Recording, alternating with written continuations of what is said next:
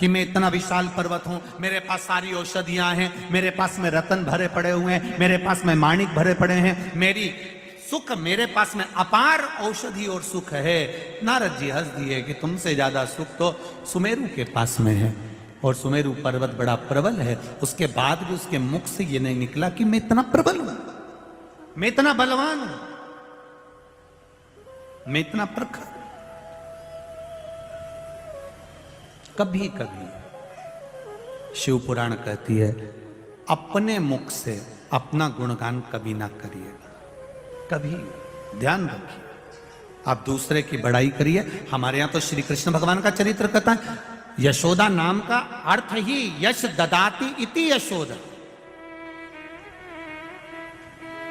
यशोदा नाम में भी यश दिया है यशोदा जी ने, दूसरे को यश दिया तो यशोदा जी का नाम पड़ा कि ये दूसरे को यश देती है। गोपियां बुआरी काटती है उनको यश दे देती है, जो दूध निकाल रही हैं उनको यश दे देती है, जो घर संभाल रही हैं उनको यश दे देती हैं। शिव महापुराण की कथा करिए, आप भी यश देना प्रारंभ करिए, आपको यश मिलेगा।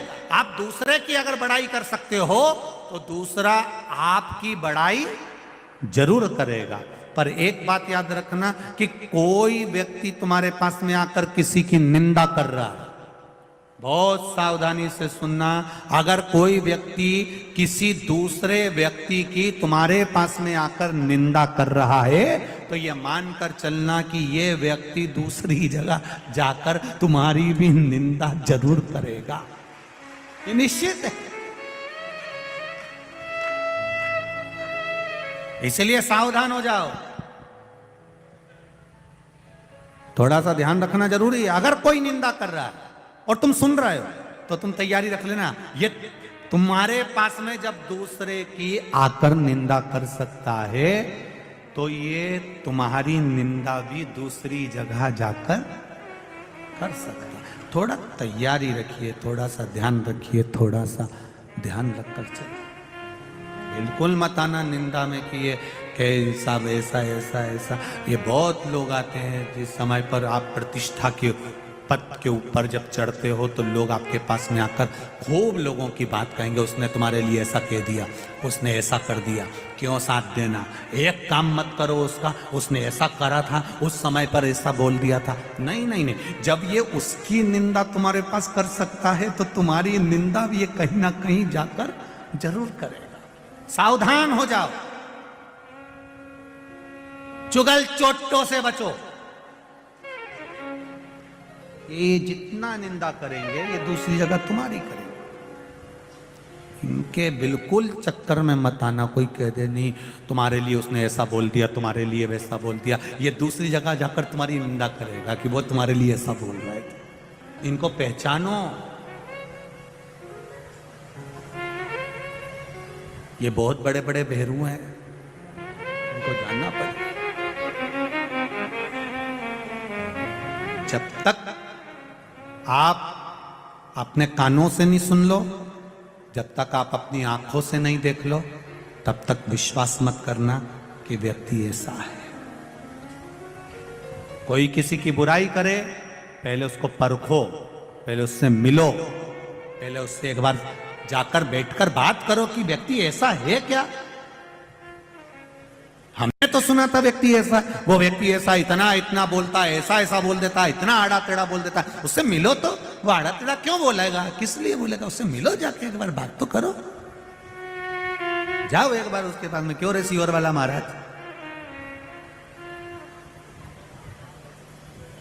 हमने तो सुना था।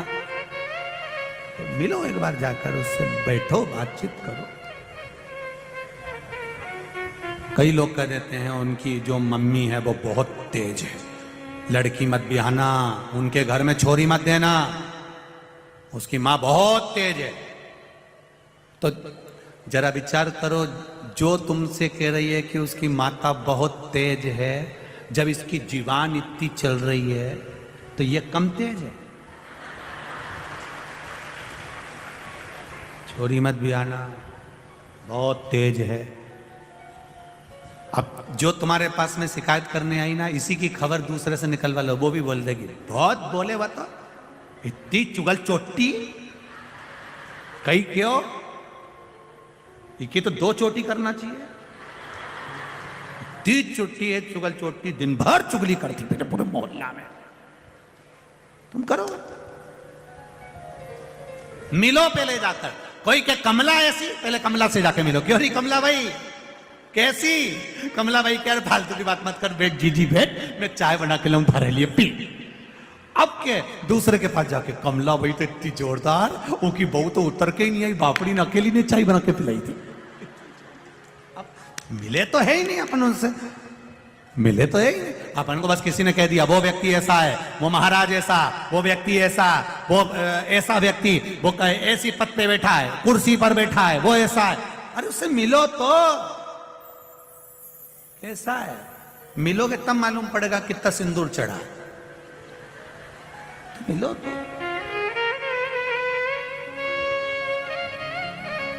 मालूम ही नहीं पड़े, कहीं कहीं का भेरू नया नया है। अब बिंद को जाकर कह दिया नारद जी ने कि सुमेरु ऐसा है। बिंद को लग गया और बिंद ने कहा दिया सुमेरु ऐसा? हाँ, मुझ में कोई बल नहीं। नहीं, हंस दिए, मुस्कुरा दिए, थोड़ी ठिठोली कर दी, और जैसे ही हंसे बिंद को बुरा लग गया। बिंद ने शिवलिंग का निर्माण करा, पूजन करने के लिए आतुर।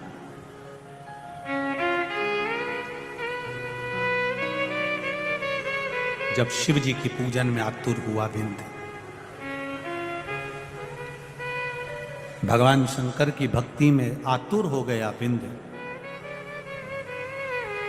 घोर तप में लीन हो गया बिंद, तब शिव को याद कर।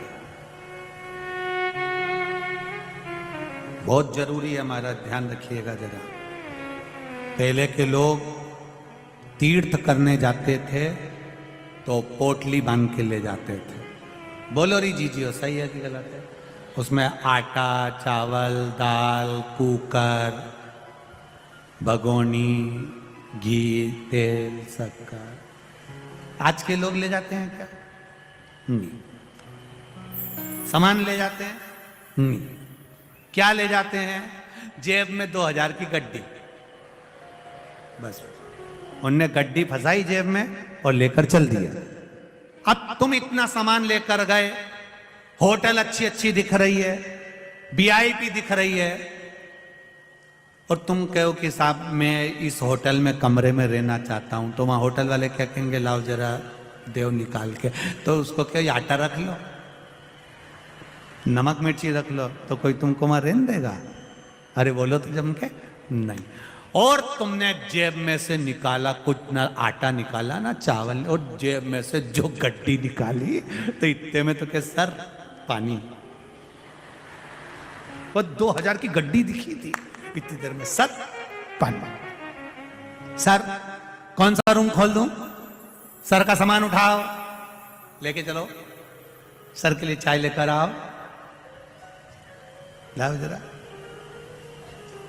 कौन सी कॉफी लाऊं, ठंडी की गरम?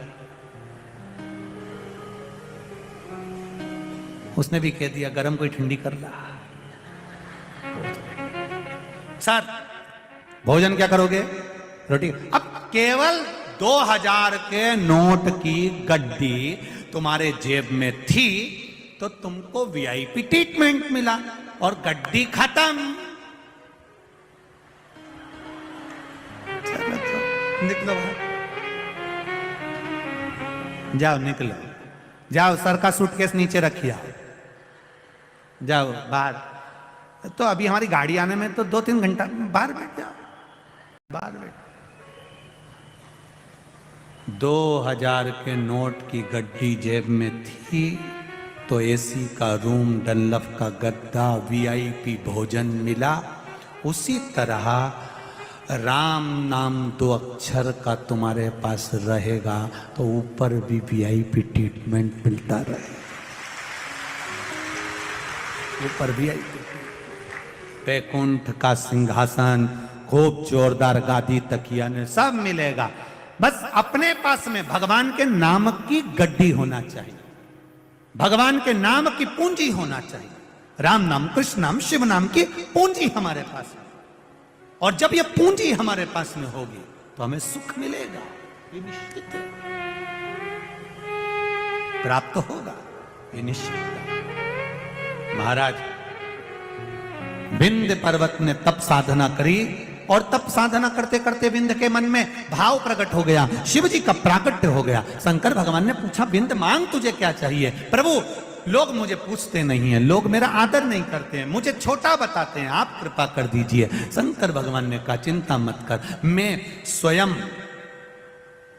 परमेश्वर लिंग के रूप में जो तूने शिवलिंग का निर्माण करा है, इसी शिवलिंग में मैं परमेश्वर लिंग के रूप में विराजमान होऊंगा। और भगवान परमेश्वर शिवलिंग के रूप में विराजमान हो गए। जब उस समय पर मानधाता राजा ने फिर तप किया और राजा मानधाता ने तप किया, तब तप साधना से भगवान शंकर उस राजा मानधाता के तप के बल पर मां नर्मदा जी ने ओम नाद करना प्रारंभ करा और नर्मदा जी यहां पर ओम रूप में आकर प्रवाहित हो गई। तो इसका नाम ओमकारेश्वर। भगवान ओमकारेश्वर के रूप में विराजे,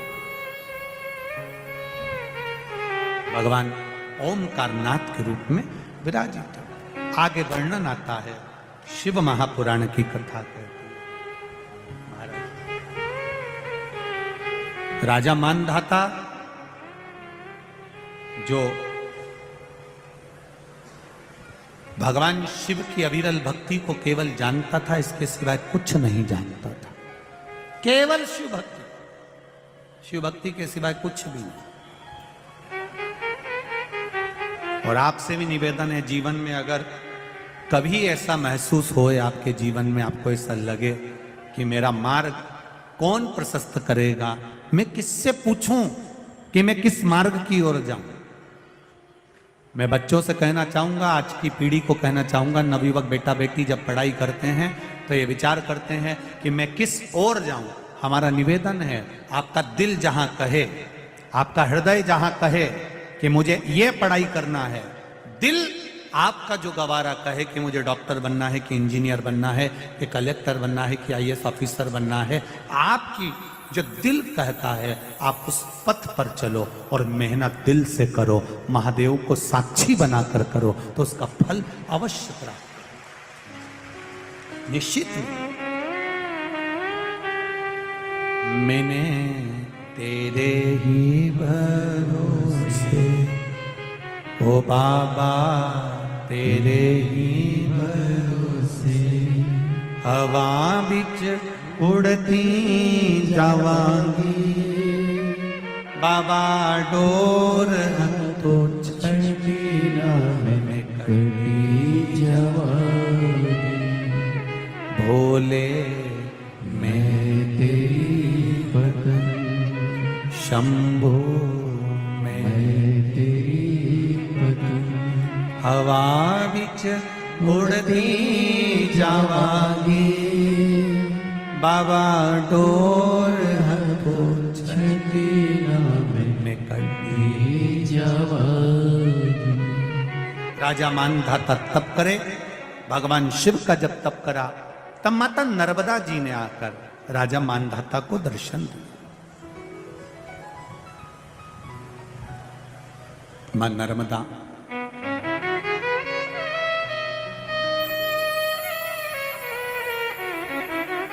जिसका गंगा की 100 डुबकी,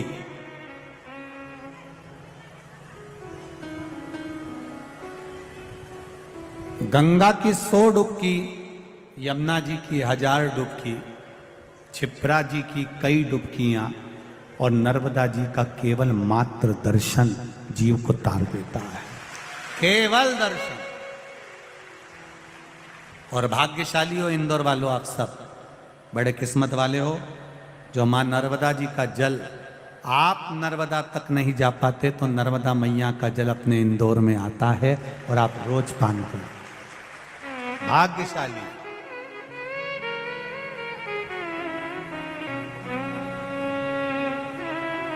मां नर्मदा का जल आपके जीवन को सार्थक बना। कितनी कृपा करी है माई नर्मदा ने कि आप नर्मदा जी के घाट तक नहीं पहुंचे तो नर्मदा जी आपके घर तक पहुंच गई। बोल नर्मदे महारानी की, नर्मदे, जम के बोला जा नर्मदे